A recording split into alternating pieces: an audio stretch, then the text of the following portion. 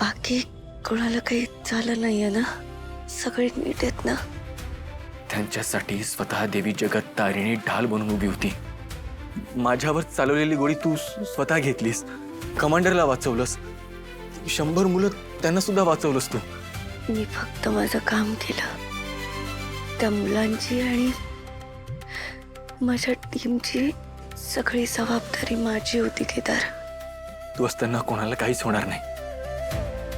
Boss, सुमीला थोडं अस्वस्थ वाटत आहे. बोलणं नाही झालं ना आपलं? तिला काही नाही, तिला काही कळलं नाहीये. खोटं बोलावं लागलं मला तिच्याशी. सॉरी. तो आपल्या ड्युटीचा भाग आहे. सॉरी म्हणू नको. थोडं बरं वाटत असेल तर तू एकदा बोलून घेतेस का तिच्याशी? म्हणजे तेवढंच तिला बरं वाटेल.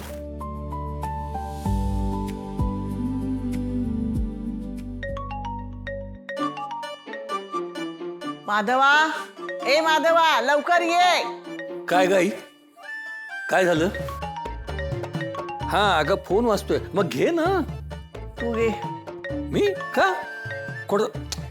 अगं तारणीचा फोन आहे ना, मग तू का घेत नाहीस? घे ना. तूच घे. का ग? बरं ठीक आहे, मीच घेतो. हॅलो बाबा, कसे आहात तुम्ही?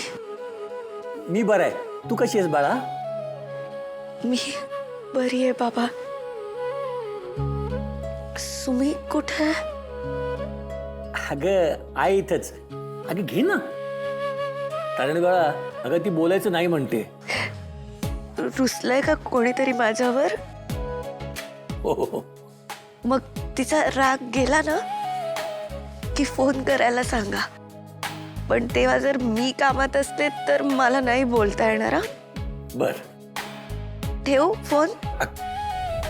फोन ठेवणार आहेस? ठेव बघू. तसंही आजकाल तुला माझ्याबद्दल काहीच वाटत नाही म्हणा. असं नको म्हणूस ग. रागावले मी तुमच्यावर. अम्माडी सुमी, सॉरी. अयो धनुष का दिली की रे पाटी मनीची कोयने. म्हणजे धनुषवर प्रेम असणाऱ्या मुलीला सॉरी. मी तिची माफी मागते. तू माझ्यासाठी भाषा शिकलीस? आता तुझा रुसवा काढायचा म्हणजे एवढं तर करावंच लागेल ना ग. आणि जर अजून राग गेला नसेल ना तर मी घरी परत आले की माझं घर उन्हात बांध.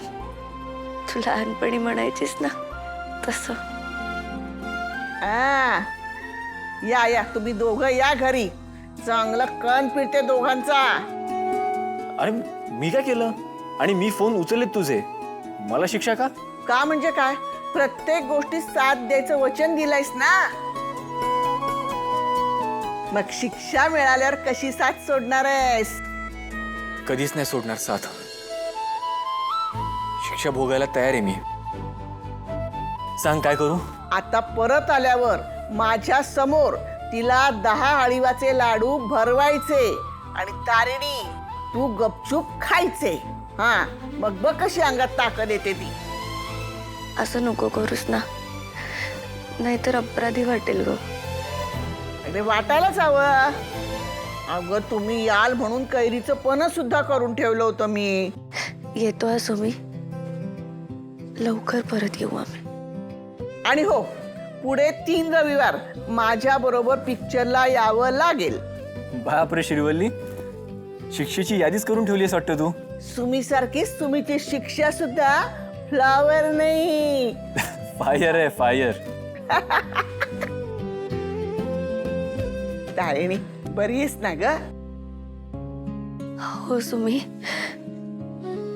मला तुझ्याशी बोलून खूप बरं वाटलं. मला सुद्धा. काळजी घ्या रे पोरांनो. वाट बघते मी.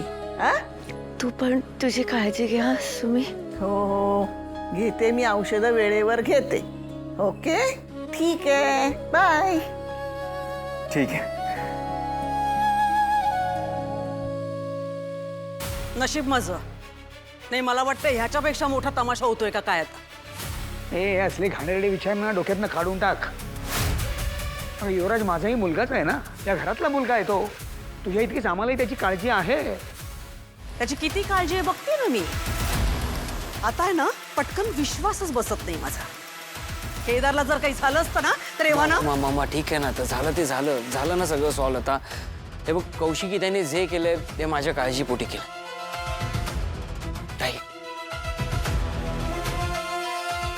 Thank you so much. ते मी सॉरी. मी ना नेहमी काहीतरी चूक करतो, कुठेतरी अडकतो, काहीतरी करून ठेवतो आणि तू मला त्यातून बाहेर काढतेस.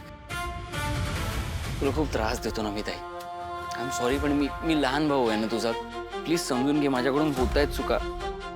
युवराज इट्स ओके. हे बघ मला तुझी काळजी वाटत होती म्हणून मी त्यांना बोलवून घेतलं होतं. आणि तुला त्रास झालेला मला अजिबात चालणार नाही.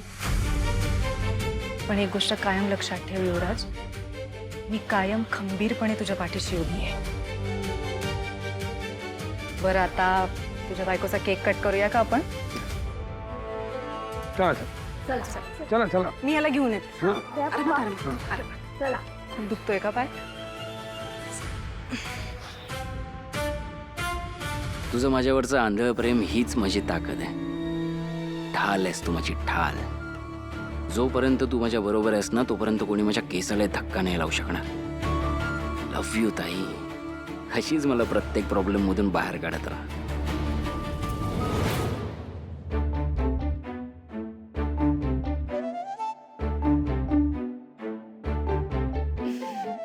सर आपका हो गया?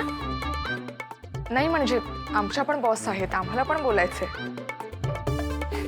बॉस नंतर आधी माझी बायको येते.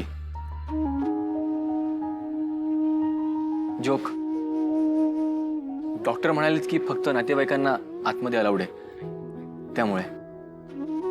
थँक्यू. तू एवढं सगळं केलंस माझ्यासाठी. बॉस तुझ्यासाठी नाही करणार तर कोणासाठी करणार ना. आणि तूच म्हणतेस ना की आपण टीम, एक कुटुंब आहोत.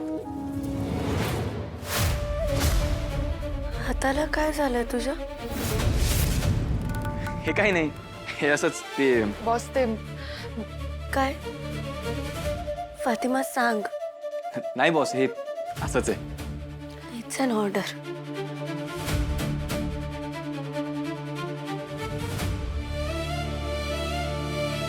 ऑर्डर.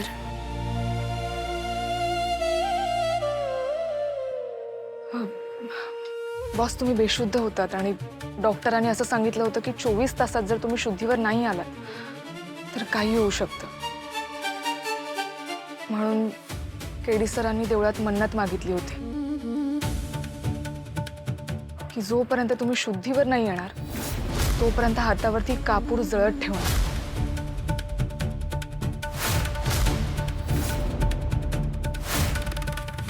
आणि थोड्याच वेळात तुम्हाला शुद्ध पण आली.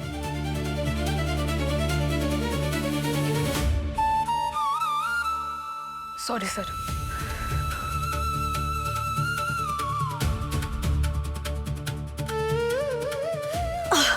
बॉस मी आहे, इथेच आहे.